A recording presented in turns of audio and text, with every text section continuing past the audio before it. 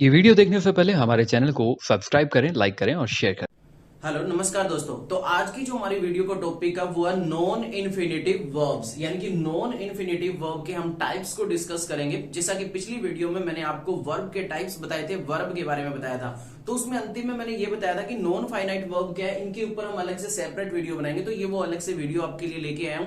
तो अब की जो आज की हमारी वीडियो इसमें हम क्या देखेंगे, नॉन फाइनाइट वर्ब के जो टाइप है, इन्फिनेटिव, जीरेंट, पार्टिसिपल, तीनों को एकदम डिटेल से जानेंगे।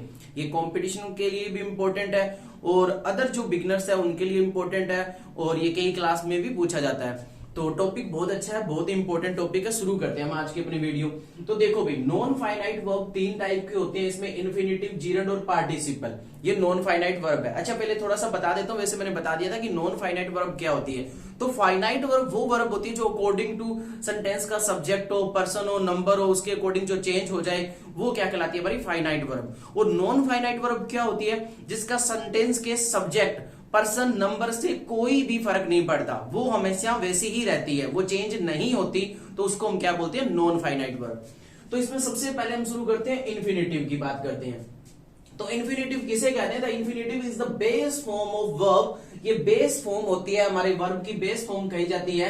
इसमें वर्ब के पहले कभी टू लगा हुआ हो सकता है और कभी नहीं लगा हुआ हो सकता है। यानी कि इन्फिनेटिव एक तरह से दो टाइप होती है इन्फिनेटिव के। एक जिसमें वर्ब के पहले टू लग जाए तो वो भी इन्फिनेटिव कहलाता है, लेकिन कई बार वर्ब के पहले टू नहीं होता, यानी कि विदाउट टू भी होता है, तो भी वो इन्फिनेटिव कहलाता है। तो देखो, जिसमें टू प्लस वर्ब दे रखी है, यानी कि वर्ब से पहले टू लगा, उसको हम फुल इन्फिनेटिव बोलेंगे। और ऐसी वर्ब जो विदाउट टू के है, यानी कि ऐसा इन्फिनेटिव जो बिना टू के सीधा खाली वर्ब है, तो उसको हम बेयर इन्फिनेटिव कहते हैं।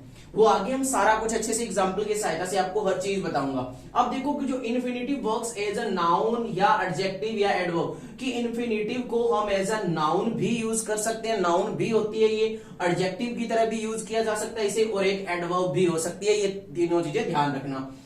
यह सब्जेक्ट, ऑब्जेक्ट या कॉम्प्लीमेंट किसी भी रूप में हो सकती है। अब देखो, पहली बात तो ये कि जो इन्फिनेटिव है वो एज अ नाउन भी हो सकती है, एडजेक्टिव भी हो सकती है और एडवर्ब भी हो सकती है। और जो इन्फिनेटिव आती है उसे हम एज अ सब्जेक्ट भी सेंटेंस की पुट कर सकते हैं। सेंटेंस में वो एज अ सब्जेक्ट भी आ सकती है, एज अ ऑब्जेक्ट भी आ सकती है और एज अ कॉम्प्लीमेंट भी वो सेंटेंस में आ सकती है। क्या? इन्फिनेटिव। अब सारे एग्जांपल देके एक एक चीजें बताऊंगा तो आपको अच्छे से क्लियर होगा। जैसे कि टू स्विम या to run is a good exercise. Swim से पहले यहां पे टू पुट कर दिया, यहां पे रन से पहले टू पुट कर दिया। स्विम से पहले टू पुट करके और रन से पहले टू पुट कर दिया, तो ये एज अ नाउन हो गई। और सेंटेंस में यहां पे ये क्या काम कर रही है, यहां पे ये सब्जेक्ट की तरह काम कर रही है। तो ये इन्फिनेटिव है सेंटेंस में, इसको टू लगा के फिर स्विम लगाया या टू लगा के रन लगाया, तो ये एक नाउन है और ये सेंटेंस में सब्जेक्ट की तरह काम कर रही है। तो to swim is a good exercise, या हम बोल सकते हैं to run is a good exercise. तो यहां पे ये एज अ नाउन और एज ए सब्जेक्ट काम कर रही है। आई थिंक ये क्लियर हो गया होगा। अब आगे देखो, जैसे एक एग्जांपल और दे दिया, to err is human. Err होता है गलतियां करना, उससे पहले टू लगा के टू एयर रख दिया, तो ये क्या बन गई, एक नाउन बन गई। ये सेंटेंस में अब क्या कर रही है, ये एक सब्जेक्ट की तरह काम कर रही है कि गलतियां करना इंसान की क्या है, स्वभाव है, उसकी फितरत है, गलतियां इंसान कर सकता है। तो यहां पे ये नाउन की तरह काम कर रही है। नेक्स्ट एग्जांपल देखो, she likes to swim. She likes to swim. अब यहां पे ये क्या कर रही है, टू स्विम जब हमने किया तो ये क्या बन गया, टू प्लस स्विम, ये एक नाउन बन गई। और यहां पे ये कैसे यूज हुआ, ऑब्जेक्ट की तरह हुआ, ना कि एज सब्जेक्ट की तरह। यहां पे ये ऑब्जेक्ट का काम कर रही है। यहां पे देखो next example, she gave me a banana to eat. उसने मुझे एक बनाना दिया खाने के लिए, टू ईट के लिए। तो यहां पे ये क्या है, यहां पे देखो टू ईट है, वो एक एडजेक्टिव का काम कर रहा है। एडजेक्टिव का काम कब करता है, जब वो एक नाउन को क्वालिफाई करे। और यहाँ पे एक नाउन है बनाना, उसको क्वालिफाई किया जा रहा है। तो यहाँ पे जो टू ईट है वो एज ए एडजेक्टिव पुट हुआ है। तो अब हमने क्या देखा अभी तक, देखो कि हमने इसे नाउन की तरह पुट कर दिया सेंटेंस में, वो सब्जेक्ट की तरह भी, सब्जेक्ट की जगह भी आ सकता है, सब्जेक्ट बन के ऑब्जेक्ट की तरह भी आ सकता है, ऑब्जेक्ट की जगह, और वो क्या आ सकता है, एडजेक्टिव की तरह भी आ सकता है। अब एडवर्ब का एग्जांपल देख लो, he come to play with you. He came to play, sorry he came to play with you. अब यहां पे देखो, यहां पे ये टू प्ले है, ये क्या कैसे आ रहा है, ये एज एडवर्ब के तौर पे है। टू प्ले एडवर्ब के तौर पे क्यों है? एडवर्ब क्या होती है, मैं पहले इसके ऊपर वैसे अलग से वीडियो लेके आऊंगा, लेकिन अभी मैं शॉर्ट में बता देता हूं। एडवर्ब क्या होती है? जो वर्ब को क्वालिफाई करे। और यहां पे देखो पहले वर्ब है केम, उसके बाद में क्या आ रहा है? To play. तो ये यहां पे क्या है? एडवर्ब की तरह आ रहा है। तो आई होप ये सारी चीजें आपको क्लियर हो रही होगी कि जो इन्फिनेटिव है वो सेंटेंस में एक नाउन की तरह भी काम आ सकता है, एडजेक्टिव की तरह भी, और एक एडवर्ब की तरह। और साथ ही साथ जो इन्फिनेटिव है वो सेंटेंस में सेंटेंस का सब्जेक्ट भी हो सकता है, सब्जेक्ट का ऑब्जेक्ट, सॉरी सेंटेंस का ऑब्जेक्ट भी हो सकता है, और क्या हो सकता है? कॉम्प्लीमेंट भी हो सकता है। तो ये इन्फिनेटिव आई थिंक क्लियर हो गया होगा। अच्छा, इसमें एक बेयर इन्फिनेटिव का एग्जांपल नहीं दिया, क्योंकि बेयर इन्फिनेटिव वो होता है जो विदाउट टू आए। तो विदाउट टू वाला एक एग्जांपल देख लो। लेट हर गो होम बोले हम ऐसे बोल दे लेट हिम गो होम, भाई लेट हिम गो होम, उसे घर जाने दो, या लेट हर गो होम, उसे घर जाने दो। ये जो हमने सेंटेंस बोली है ना, यहां पे जो ये गो आया है, ये क्या है? ये बेयर इन्फिनेटिव है। इससे पहले हमने टू नहीं लगाया, टू नहीं लगा, तो ये कौन सी इन्फिनेटिव कहलाएगा? ये बेयर इन्फिनेटिव का एग्जांपल है। तो आई होप ये बेयर इन्फिनेटिव और फुल इन्फिनेटिव भी समझ में आ गया, और इन्फिनेटिव को कैसे कैसे यूज करते हैं ये क्लियर हो गया होगा। अब आगे देखते हैं, हम बढ़ते हैं आगे, तो जेरेंट पे आते हैं। तो देखो भाई gerund, when we use verbs ING form as a noun it is called gerund. भाई क्या है कि जब हम वर्ब की आईएनजी फॉर्म को एज अ नाउन की तरह यूज करेंगे तो वो जेरेंट कहलाएगी। अच्छा, यहाँ पे एक चीज याद रखना हमेशा कि जो वर्ब के साथ आईएनजी लगती है वो अगर वर्ब की तरह ही काम करे, यानी कि वर्ब के साथ आईएनजी की फॉर्म को हम वर्ब की तरह काम ले, तो वो जेरेंट नहीं कहलाएगी। जब वर्ब के साथ आईएनजी फॉर्म लगा दे और वो एज अ नाउन की तरह काम करे, तब वो जेरेंट बनती है। इस चीज को ध्यान रखना। कैसे बनती है वो हम अभी डिस्कस करेंगे। अब देखो, जेरेंट को हम एज एन एडजेक्टिव या एडवर्ब की तरह यूज नहीं होता। अब देखो, जैसे हमने यहां पे देखा कि इन्फिनेटिव को हम नाउन, एडजेक्टिव, एडवर्ब तीनों में यूज कर सकते हैं, तीनों की तरह, लेकिन ऐसा जेरेंट में नहीं है। जेरेंट के केस में जेरेंट सिर्फ कैसे यूज होता है? एज अ नाउन ही यूज होगा। वर्ब के साथ आईएनजी लगा के उसे नाउन की तरह पुट कर सकते हैं, उसे एडजेक्टिव या एडवर्ब की तरह यूज नहीं किया जा सकता। ये चीज ध्यान रखना। लेकिन हाँ, ये सेंटेंस में सब्जेक्ट हो सकता है, ऑब्जेक्ट हो सकता है, कॉम्प्लीमेंट हो सकता है, इन तीनों में किसी भी रूप में ये यूज हो सकता है सेंटेंस में। यहां तक क्लियर हो गया। अब इसके एग्जाम्पल देखते हैं, फिर अच्छे से आपको क्लियर होगा जेरेंट में। अब देखो, जैसे सिंग एक वर्ब है, उसके साथ आईएनजी लगा दिया, क्या बन गया? सिंगिंग। तो यहां पे सेंटेंस बन गया सिंगिंग इज माय हॉबी। तो यहां पे जो सिंगिंग है, वर्ब के साथ आईएनजी लगा के हमने इसे एज अ नाउन यूज किया है। एज अ नाउन यूज किया तो ये क्या बन गया? ये एज अ नाउन यूज किया तो ये नाउन बन गया, नाउन बन गया। और ये सेंटेंस का क्या है? यहाँ पे सब्जेक्ट है कि सिंगिंग मेरी हॉबी है। ये सेंटेंस में सब्जेक्ट की तरह आया है और ये एक नाउन है। आगे एग्जांपल देखो, जैसे मैं इसको ऐसे भी बोल सकता हूं, जैसे सिंगिंग इज माय हॉबी, वैसे मैं बोल सकता हूँ swimming is my hobby. Swimming है वो मेरी हॉबी है, तो स्विमिंग, स्विम के साथ आईएनजी लगा दिया तो वो वहां पे क्या बन गया? जेरेंट बन गया। अब वो नाउन की तरह काम कर रहा है सेंटेंस में, और उसको हम एज ए सब्जेक्ट पुट कर रहे हैं। आगे देखो, I like running, I like running. अब यहाँ पे जो रनिंग है, RUN, रन के साथ हमने आईएनजी लगाया, तो ये यहाँ पे एज अ वर्ब काम नहीं कर रहा, ये यहाँ पे एज अ नाउन काम कर रहा है। और जब नाउन काम करेगा तो ये क्या कहलाएगा? जेरेंट कहलाएगा। लेकिन यहाँ पे ये सेंटेंस में ऑब्जेक्ट के तौर पे है, सब्जेक्ट के तौर पे नहीं है। जैसे ऊपर सिंगिंग सब्जेक्ट के तौर पे है, यहाँ पे ये ऑब्जेक्ट के तौर पे है। तो ये हमने देखा है कि एक जेरेंट है वो सेंटेंस में सब्जेक्ट भी हो सकता है, ऑब्जेक्ट भी हो सकता है, और सेंटेंस का क्या हो सकता है? एडवर्ब भी हो सकता है। लेकिन एक जेरेंट सेंटेंस में एज अ नाउन ही यूज किया जाएगा, उसे एडजेक्टिव या एडवर्ब की तरह यूज नहीं कर सकते। ये हमने देखा। आगे एग्जांपल देखो, आई लव प्लेइंग क्रिकेट। अब इसमें भी देखो प्लेइंग है यहाँ पे।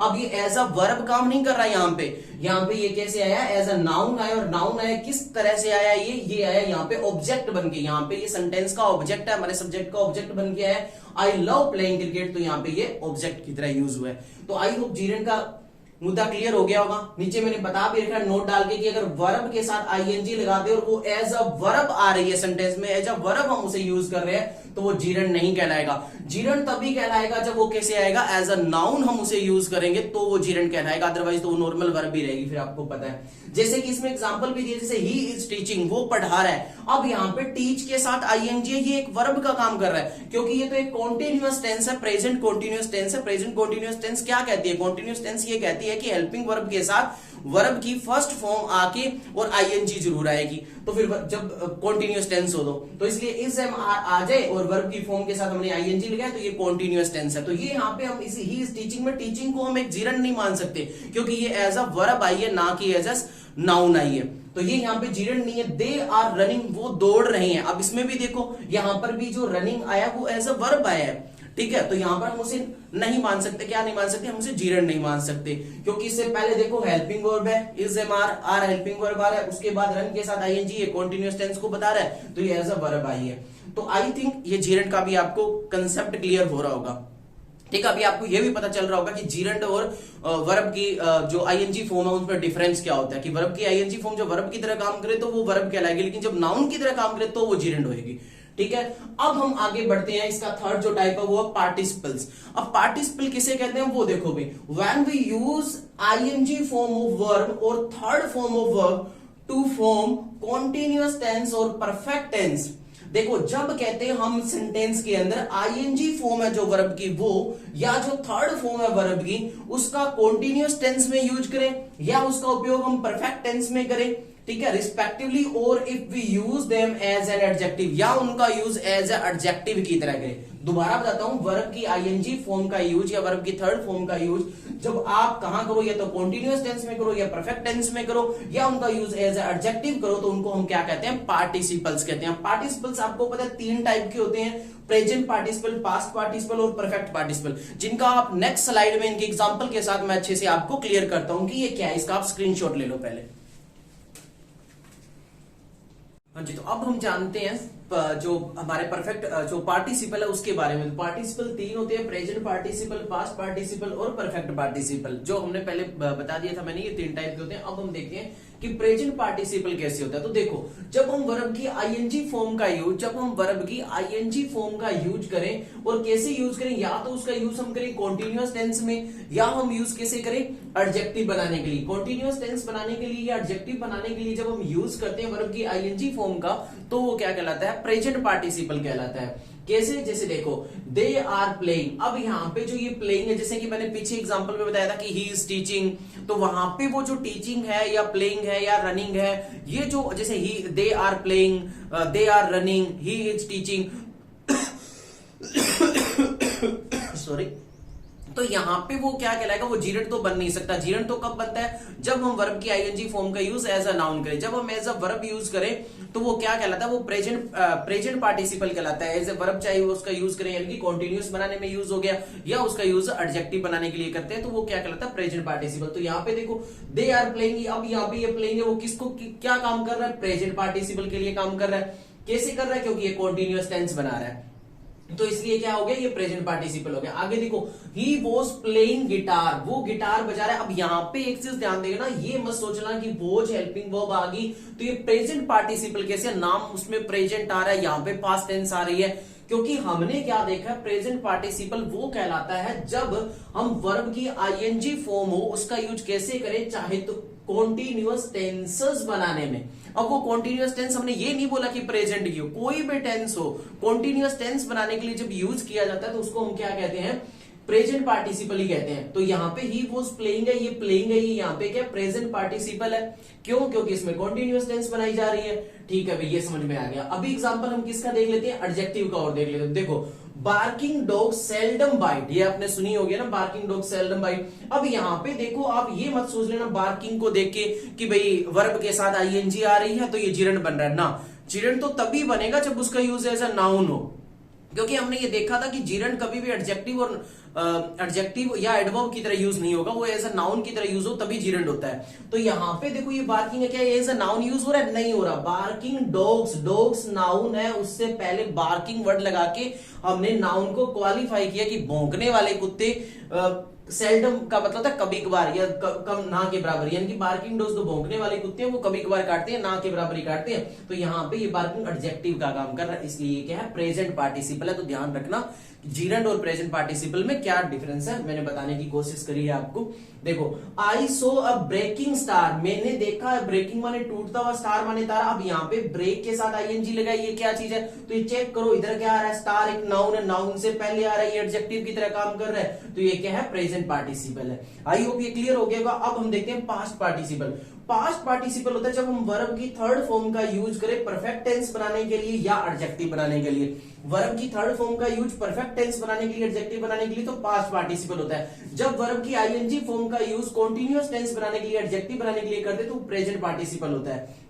अब पास्ट का देखो, माई हैज, अच्छा माई लिख दिया, सॉरी देखो माई मदर लगा दो या सिस्टर लगा दो, जो मर्जी लगा दो, मैं मदर लिख देता हूं, माई मदर, ये लो भाई, ठीक है।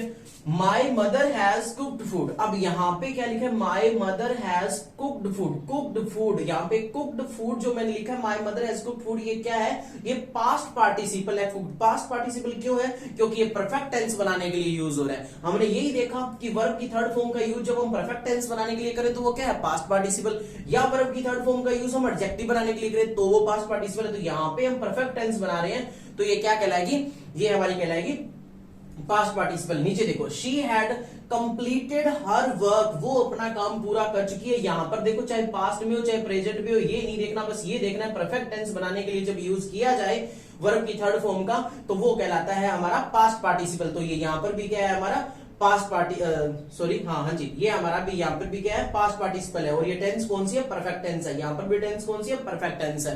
तो जब परफेक्ट टेंस बनाने के लिए हम यूज करें वर्ब की थर्ड फॉर्म का तो वो क्या बन जाता है, पास्ट पार्टिसिपल बन जाता है। ये दोनों एग्जांपल में परफेक्ट टेंस थी, एक में प्रेजेंट थी एक में पास्ट थी।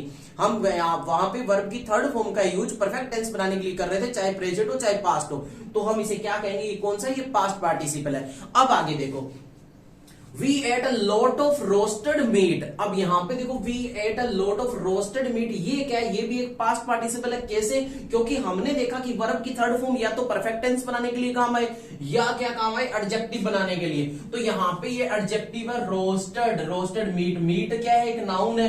हमने कौन सी मतलब हमने कौन सी मीट खाई, हमने एक रोस्टेड मीट खाई, तो रोस्टेड क्या है, इसको क्वालिफाई कर रही है, तो ये एक एडजेक्टिव है। तो ये क्या हो गया, यहाँ पे पास्ट पार्टिसिपल का यूज किया जा रहा है यहाँ पे एडजेक्टिव बनाने के लिए। Give me those folded page, ये एग्जांपल किसका, यहाँ पे फोल्डेड है, वो क्या है, एडजेक्टिव है, तो ये क्या है, पास्ट पार्टिसिपल है। आई होप ये सारी चीजें क्लियर होगी होगा। अब देखते हैं परफेक्ट पार्टिसिपल। तो देखो परफेक्ट पार्टिसिपल दो तरह से होते हैं, एक्टिव बनाने के लिए एक्टिव वॉइस में भी और पैसिव वॉइस में, दोनों तरह में यूज किया जाता है। जैसे हैविंग प्लस वर्ब की थर्ड फॉर्म है, ये एक्टिव के लिए होता है, और बीइंग प्लस वर्ब की थर्ड फॉर्म या हैविंग बीइंग प्लस वर्ब की थर्ड फॉर्म है, ये पैसिव में यूज होता है। तो देखो भाई इसके एग्जांपल देख लो, Having delivered the message, he left immediately। कभी मैं जो परफेक्ट पार्टिसिपल है उसकी अलग से वीडियो भी लेके आऊंगा जिसमें आपको डिटेल में करूंगा। अभी मैं डिटेल नहीं बता रहा, अभी मैं शॉर्ट में बता रहा हूं कि भाई इसको एक्टिव और पैसिव दोनों में यूज करते हैं। हैविंग प्लस वर्ब की third form, being plus verb की third form, having being plus verb की थर्ड फॉर्म, इन तीनों तरीके से यूज किया जा सकता है। तो एग्जांपल देखो, हैविंग डिलीवर्ड, हैविंग के बाद वर्ब की थर्ड फॉर्म आ रही है, तो ये हमारा कंसेप्ट हो रहा है पूरा कि having delivered the message he left immediately, उसने मतलब उसको मैसेज डिलीवर करने के तुरंत बाद वो चला गया, मैसेज डिलीवर करने के बाद तुरंत वो चला गया। हैविंग बीन, ये कंसेप्ट हमारा हो रहा है हैविंग बीन प्लस वर्ब की third form. Having been seen by me he started making excuses, मेरे देखने के बाद उसने क्या कर दिया, मेरे कई बार देखने के बाद मतलब उसने क्या कर दिया, एक्सक्यूजेस देना शुरू कर दिया। तो ये यहाँ पे इसके एग्जांपल है। तो आई होप आपको अच्छे से क्लियर हो गया होगा कि हमने सारा नॉन जो फाइनाइट वर्ब है उसको अच्छे से जान लिया, और इस जो हमारी स्लाइड है इसमें हमने किसको जान लिया, इसमें हमने पार्टिसिपल को जान लिया। तो आई होप आपको सारी चीजें क्लियर हुई होगी। फिर भी अगर इसके रिगार्डिंग में कोई डाउट हो तो आप कमेंट बॉक्स में कमेंट करके पूछ सकते हो। मिलते हैं एक नई वीडियो में नए टॉपिक के साथ। जय हिंद जय भारत।